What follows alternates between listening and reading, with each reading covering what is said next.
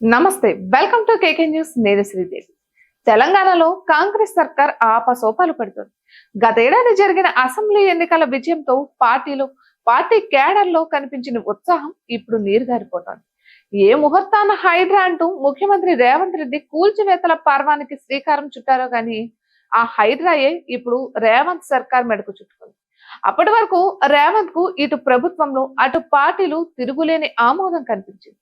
ఎప్పుడైతే హైడ్రా అంటూ రేవంత్ దూకుడు పెంచారో అప్పుడే పార్టీలు ప్రభుత్వంలో ఆయనపై వ్యతిరేకతకు అంకురార్పణ అయింది. ఇక హైడ్రా కూల్చివేతలపై పార్టీ హైకమాండ్ కూడా దృష్టి పెట్టినట్లు కనిపిస్తోంది. ఆయనను ఢిల్లీకి పిలిపించుకుని మరీ అక్షింతలు వేసినట్లు పార్టీ వర్గాలు చెబుతున్నాయి. ఇక పార్టీలో సీనియర్ నాయకుడు హైకమాండ్ కు సన్నిహితుడు అయిన మధుయాష్ కి తాజాగా కూల్చివేతలపై చేసిన వ్యాఖ్యలు అవసరమైతే బాధితుల తరపున పార్టీలో కోర్టులో కూడా పోరాడతానంటూ ఇచ్చిన హామీ చూస్తుంటే రేవంత్ స్పీడ్ కు హైకమాండ్ బ్రేకులు వేసిందనే స్పష్టమవుతుంది. ఇక నటుడు నాగార్జునకు చెందిన కన్వెన్షన్ సెంటర్ కూల్చివేతతో ముఖ్యమంత్రి రేవంత్ గ్రాఫ్, కాంగ్రెస్ సర్కార్ గ్రాఫ్ ఒక్కసారిగా పెరిగిపోయాయి.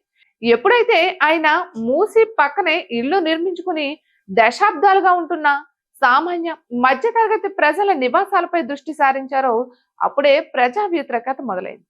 మూసీవాసులకు ప్రభుత్వం డబుల్ బెడ్రూమ్ ఇల్లు కేటాయించి వారిని అక్కడి నుంచి ఖాళీ చేయించడానికి చేసిన ప్రయత్నానికి తీవ్ర ప్రతిఘటన ఎదురైంది. హైకోర్టులో 20 పిటిషన్ల వరకు దాఖలయ్యాయి. ఈ ప్రాంతంలో ఇళ్ల వ్యవహారం హైకోర్టులో ఉందంటూ ప్రతి ఇంటి గోడపై ఫ్లెక్సీ బ్యానర్ కనిపిస్తుంది.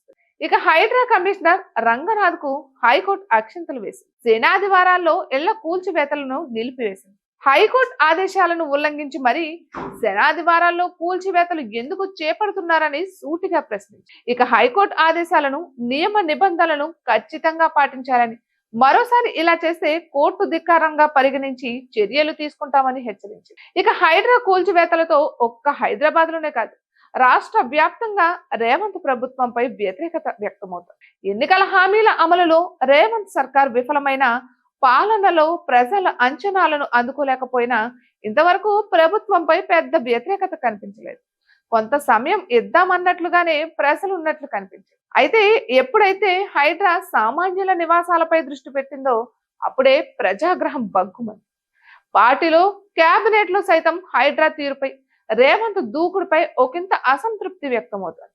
ఈ నేపథ్యంలోనే హైకమాండ్ నుంచి రేవంత్ కు పిలుపు వచ్చిందని పార్టీ వర్గాలు చెబుతున్నాయి. ఇటువంటి మరెన్నో వీడియోస్ కోసం కేకే న్యూస్ తెలుగు ఛానల్ ని సబ్స్క్రైబ్ చేసుకోండి.